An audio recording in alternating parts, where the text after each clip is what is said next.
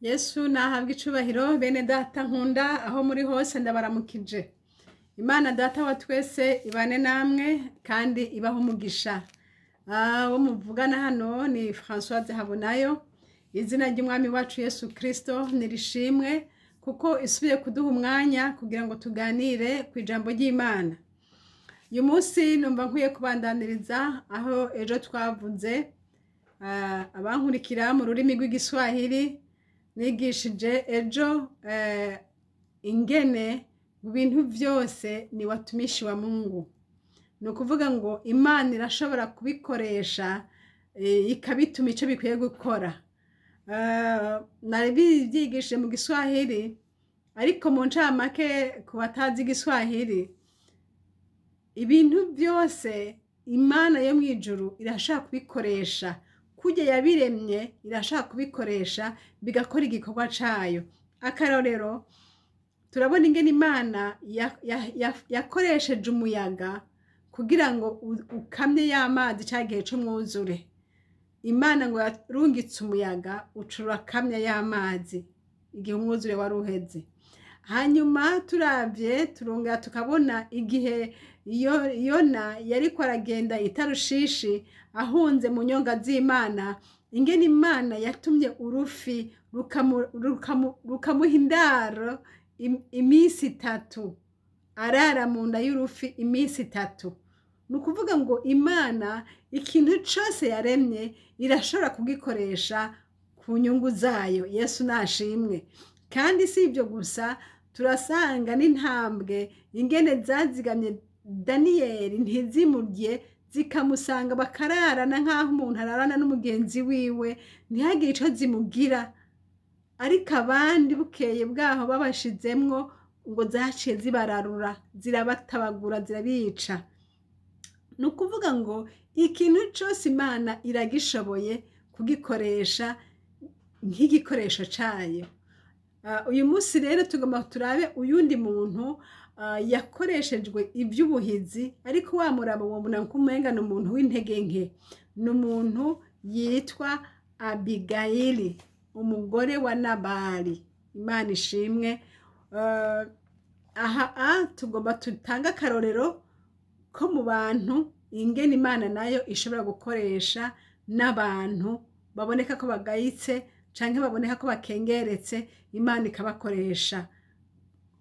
Umuntu wese canke ico Imana yaremye cose, yaba ari umwana yaba ari umutama, Imana ishobora kumukoresha ico ishaka, kuko Imana yacu ntawuyimira ngo mbega ukora gute. Yesu nashimwe. Rero turabe muri kiriya gitabo ca Samweli wa mbere igice ca 25. Muzohasoma, sinobanza kuhasoma hose, muhereye hariya ku gice ca mbere basi mugarukirize hariya muheze ico gice cose ca 25. Ni inkuru zitubwira umuntu yiswe Nabali n'umugore wiwe yitwa Abigayili.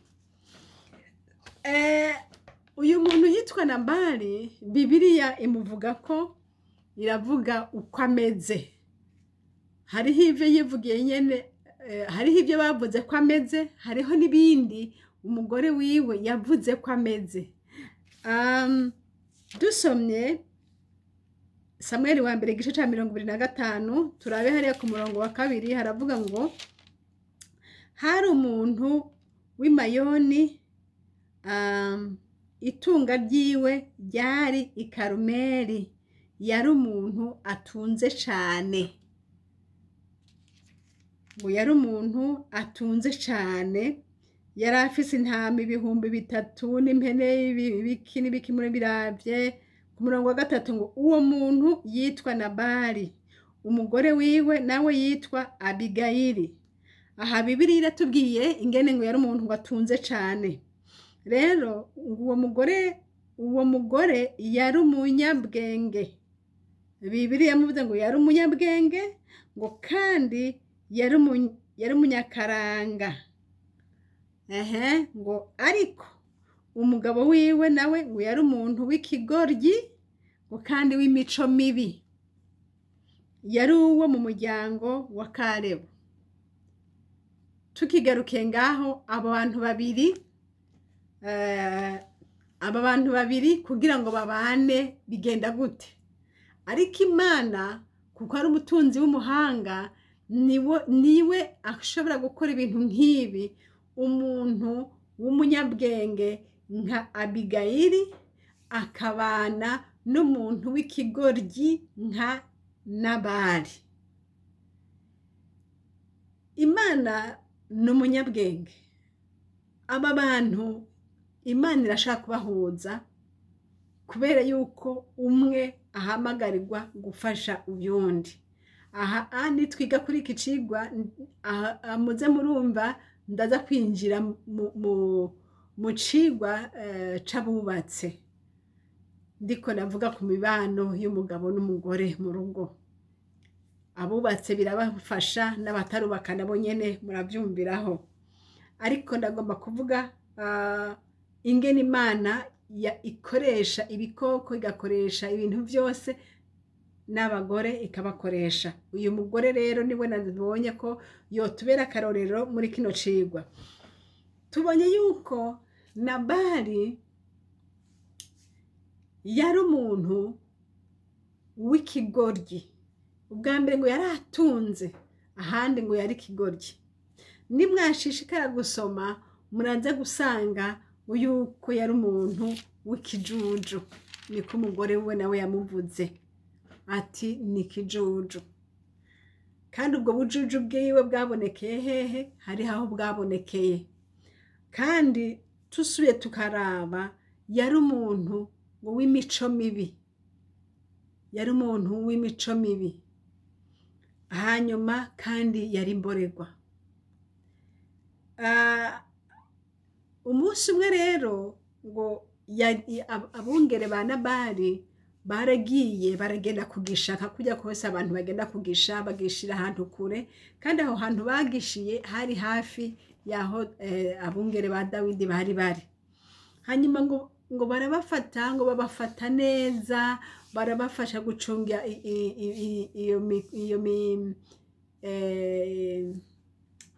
ibyo bitungwa byabo, barabiramba neza, ngo nta na kimwe cononekaye, nta nimwe yatakaye, nta nimwe yavunitse, nta nimwe yapfuye, ngo byose uko zari zingana zose badusubije inyuma amahoro, kubera yuko abantu bo kwa Dawidi, abungere ba Dawidi bafashije abungere ba Nabali. Hanyuma rero ngo hagera igihe Dawidi rero nawe akenera yuko Nabali yogira icamufashije, kubera yuko abungere biwe nabo bari bakeneye imfashanyo. Dawidi rero acatuma abungere abwira ati genda kwa Nabali mumubwire muti, ngira ngo reka tuhasome hariya anye ku murongo wa 6. Mubwire uwo mutungwa muti amahoro abe kuri wewe no mu rugo rwawe no mu byo ufise. Urumva Dawidi atumye indamukanyo. Muti yumvise ko ufise abantu bariko barakemura, muti kandi abungere bawe babana nabo ntaco babagiriye nabi, ntaco bajimije igihe cose babaye i Karumeli. Muti bazi imikangara yawe barabikubarira. Muti ngo kandi natwe abantu biwe utugirire ubuntu kuko tuje ku munsi mwiza. Muti none aragusabye ngo ico uzoba ufise cose aba arico duha twebwe abasabyi bawe n'umwana wawe Dawidi. Urumva yaravuze, yarasavye ati kuri ngaho nka kurya twagufashije abungere, nanje mfashije ababungere banje, ubahe ico woba ufise. Nabali yishuye amajambo akomeye cane. Hariya ku murongo w'10 aravuga ngo Nabali yishura abo bantu ba Dawidi ati, Dawidi ni iki? Ngo Dawidi ni iki? Kandi mwene Isayi ni iki? Erega muri iyi minsi hari abashumba benshi bataye ba shebuja, none ntora imitsima yanje n'amazi yanje n'inyama nabagiye abakemuzi banje mbihe abantu ntazi iyo bava. Nuko iyo mikangara ya Dawidi barahindukira basubirayo, bashitse bamwiganira ivyo vyose, baca bamwiganira uko yababwiye. Dawidi ngo arababara, aca avuga ati aha nuko twaramuragiriye, twaramurabiye, twaramuzigamiye, none nawe atwishuye ivyo. Mbere turabona n'ingene Dawidi yari yicujije ati nataye umwanya kugira ngo tumurabire ibyo byose ntihagire na kimwe gitakara, none heraba ingene atugiriye. Aca avuga ngo ngwino tugende, ngo aca ahitana ngo imikangara yiwe ahitana abantu 400, ngo bose umwe wese atwari ikigwanisho, ngo baca baragenda, ngo kwa Dawidi nta zina muhungu n'umwe asigaraho. Nukuba ngo bari bamaramaje kugenda kwica abantu mu rugo rwa Dawidi bambe bwa Nabali. Baragenda, ariko Imana ishimwe, Imana yama yifitiye inzira yayo. Muri ba bakozi ba Nabali, ba bandi bariko barakemura, ba bandi gukemura gukura ubwoya bw'intama bariko barazimwa, ngo umwe muri bo yumvise ingene Nabali yishuye abo Dawidi yari yatumye, aca aragenda ngo aca abibwira Inabuja ati mabuja, mbega uzi n'amakuru, uzi n'ivyabaye? Erega haraye habaye ibara, Dawidi yatumye kwa databuja, atuma abakozi abungere biwe kugira ngo databuja azobafashe, kuko natwe igihe baradufashije cane igihe twari twagiye kugisha. Ati kandi urazi yuko databuja ntoshaka kubimubwira. Ati rero urumva yaragiye arabatuma, nawe aca bishura nabi. Uwo murongo uri hehe? Ku murongo w'15 haravuga ngo ariko abo bantu bahora batugirira neza cane. Ku 14 havuga ngo maze umwe mu mikangara ya Nabali abarira Abigayili muka Nabali, aterega Dawidi yatumye intumwa ziva mu bugaragwa ngo zize kuramutsa databuja, nawe araheza arabarandamukira.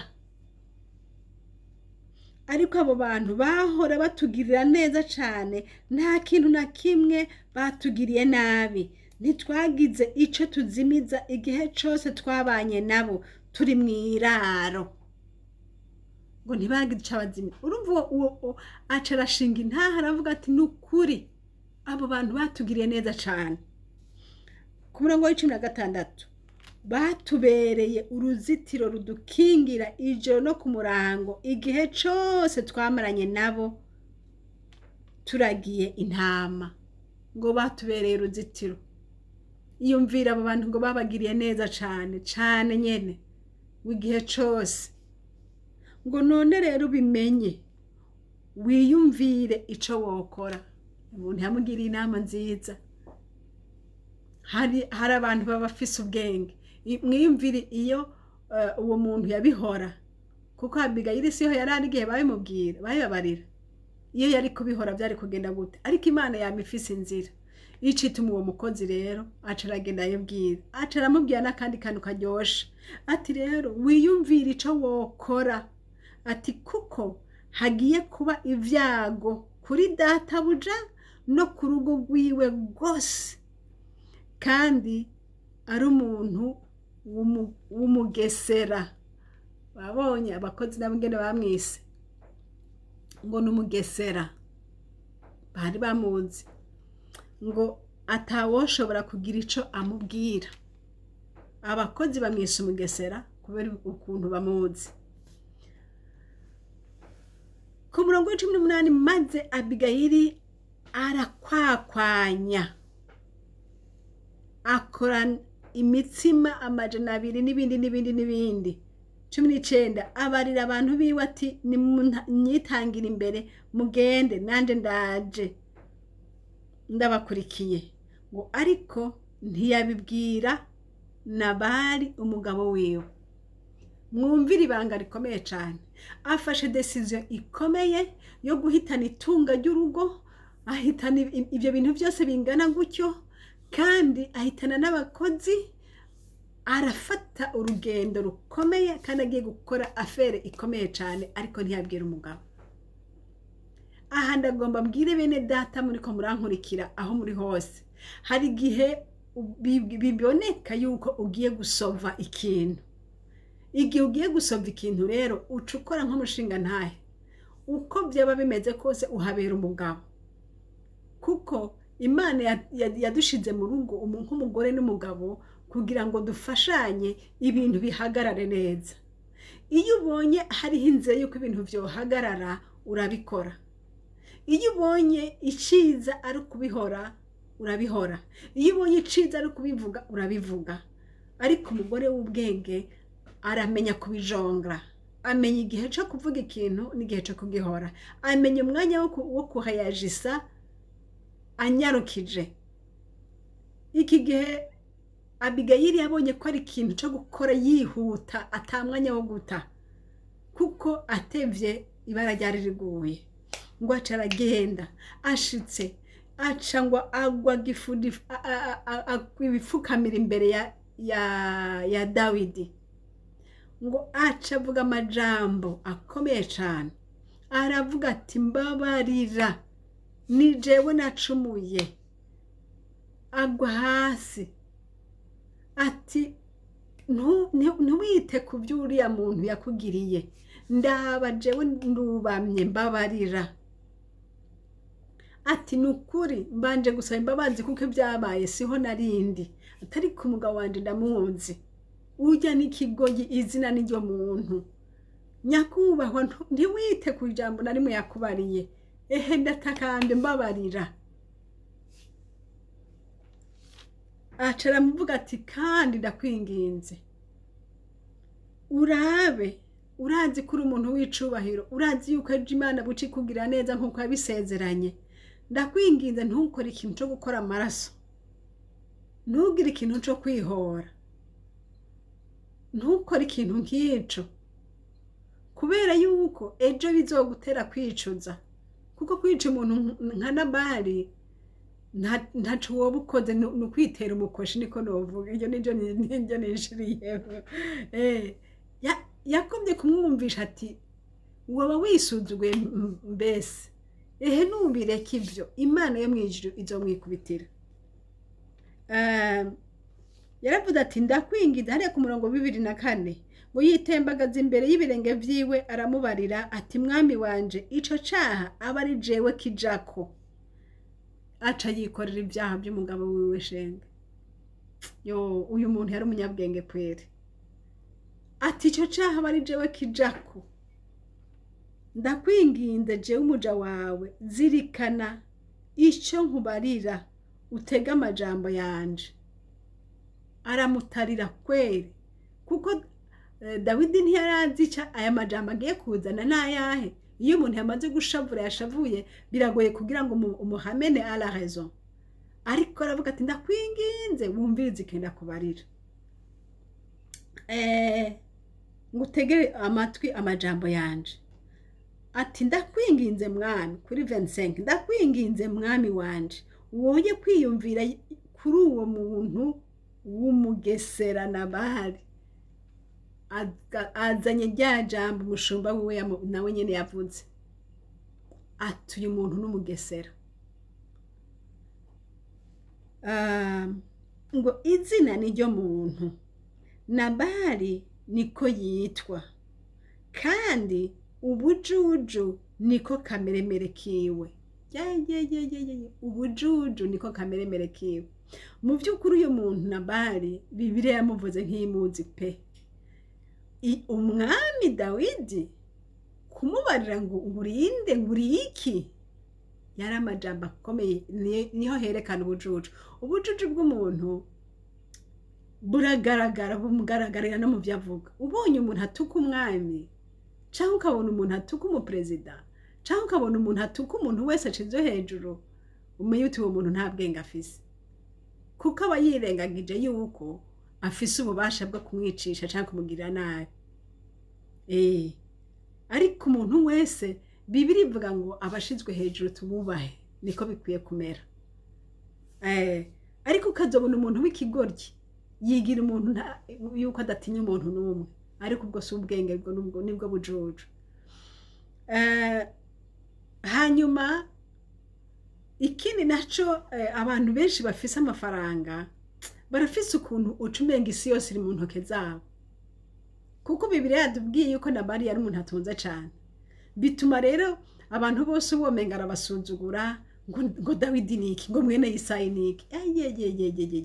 Amajambo akomeye cyane.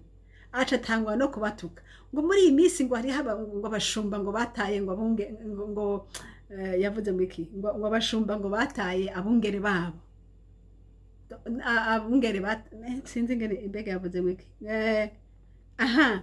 Ku murongo w'icumi ngo erega muri iyi minsi hari abashumba benshi bataye bashebuja. Yirengagize yuko ibyo bintu baba bamubwiye ari kuri, atangura kubasuzugura, atangura kubona yuko ari abantu baba baje biyadukije, ababwira amajambo yose ashaka. Ahubwo ni bwa bujuju, kubwira ijambo umuntu utazi wari we.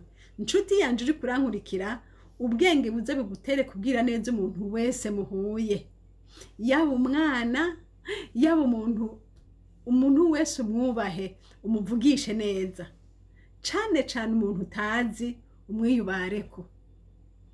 Ntumukengere ngo nukubonye uko yambaye, ntumukengere ngo nukubonye uko yonze cyangwa uko ubona umenga ameze, ntibigukange. Kuko Nabali ye akaba ari umunyabwenge, aba bantu ntiyari kubakengera kubabwira uko. Kandi nibwo bujuju bwiwe, noneho nibwo bugoryi bwiwe. Imana idufashe. Hama rero tubandanije turasoma uyu muntu w'Imana amaze kuvuga ati Herabu umugabo niko ameze, izina n'iryo muntu, ndakwingize ntiwumve ibyo yavuze ibiki n'ibiki. Kandi aravuga ati nukuri mbabarira, sinigeze mbona imikangara yawe mwami wanje, iyo ndayibona mba narayihaye ibyo bakeneye, ariko siho narindi. Ariko uyu nawe ntiwite ku vyiwe, nuvyihorere. Dawidi aca yumva ko ibyo bintu amubariye ari ukuri. Ati none rero mugenzi, nk'uko uhoraho yamaho nawe ukama uriho, uhoraho niwe agutesheje ngo ntuvishe amaraso, ntiwihore ubwawe.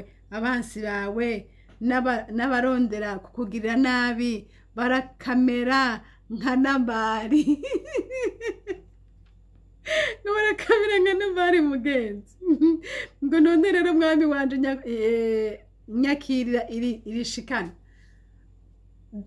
Abigayili nukuri ubwenge bwiwe bwaramenyekanye, bwarabonetse.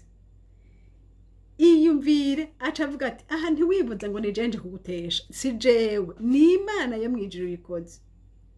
Rero niba uwumvira Imana uyumve, si jewe niyo indungitse, aha ntubone ko ari jewe ariko ni Imana ije kugutesha. Kandi agutesheje kimwe ntumvisha amaraso. Ikindi naco ntiwihore, kuko ibyo byose ari ibyaha. Kandi abansi bawe nabo ugomba kugira nabi bose, barakamera nka kiya kijuju. Hanyuma acaravuga ati nyakirira ibi ndakuzaniye, rarara ntiyagiye iminwe misaya, yari yagiye amushira ibyamushiriye.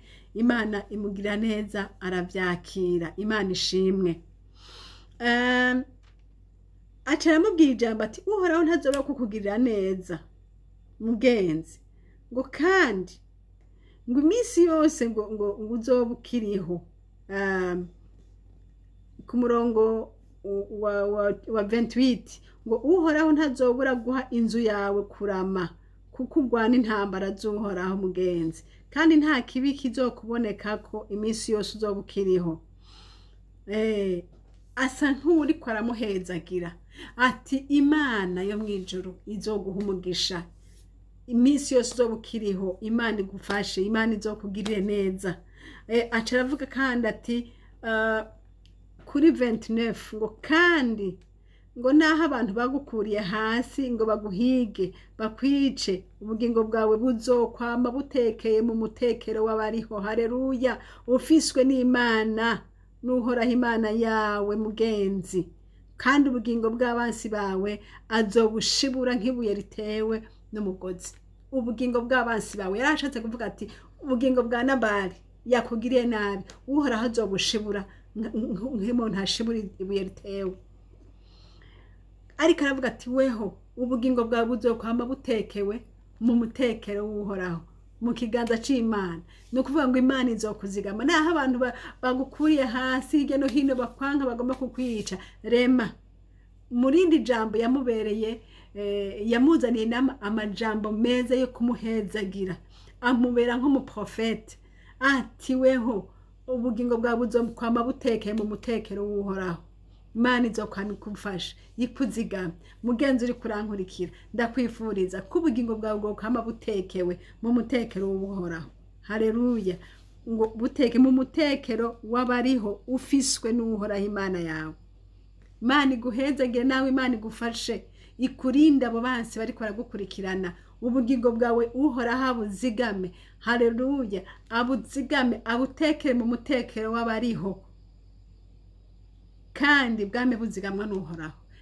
Ngo abansi bawe nabo ngo baragaterwa kure. Imana ishimwe. Imana rero igira neza uyu mushumba w'Imana, uyu mushumbakazi Nabali, Abigayili akora igikorwa ciza c'Imana, akonvenka Dawidi aca aramwumvira, aca avuga ati nukuri ndakumviye kandi ibyo mbariye byose ndabyemeye. Bibiliya tubwira ngo asubiye muhira ngo yasanze nyabuna Nabali yaborewe zigera ngo ntiyagira ico amubwira ngo gushika buce. Mupfasoni kurankurikira, ushobora kuba ufise umugabo w'imboregwa, aho harimo isomo ryawe.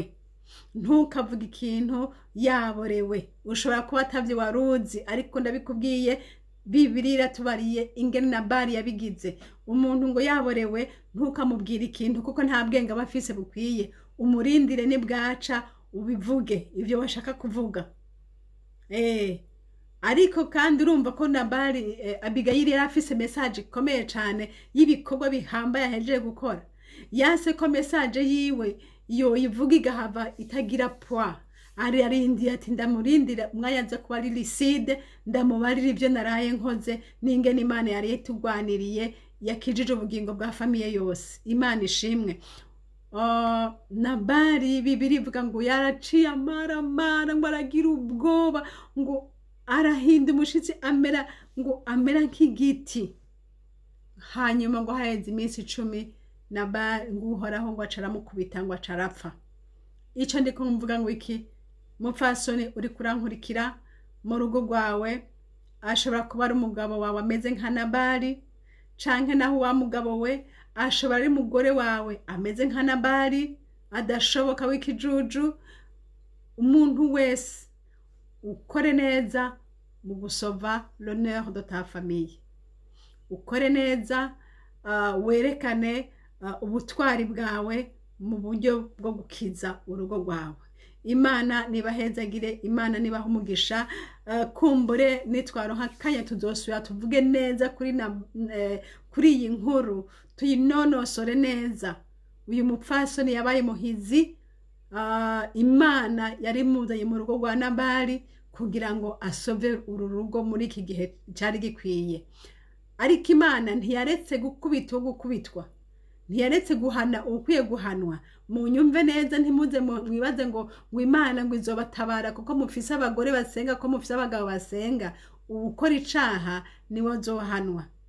Kandi Imana ishimwe kuko niyo yamwikubitiye, si Dawidi yamukubise. Uyu munsi yabari Dawidi yamwishe, ni by'ukuri yabagiye kwa maraso y'umuntu. Ariko ubu ko ari Imana yamwiciye, ni Imana izi guhora. Mureke Imana ibahorere, mureke kugenda murihorana, uguhora mukurekere uhoraho. Imana y'ububasha ibahezagire. Amina.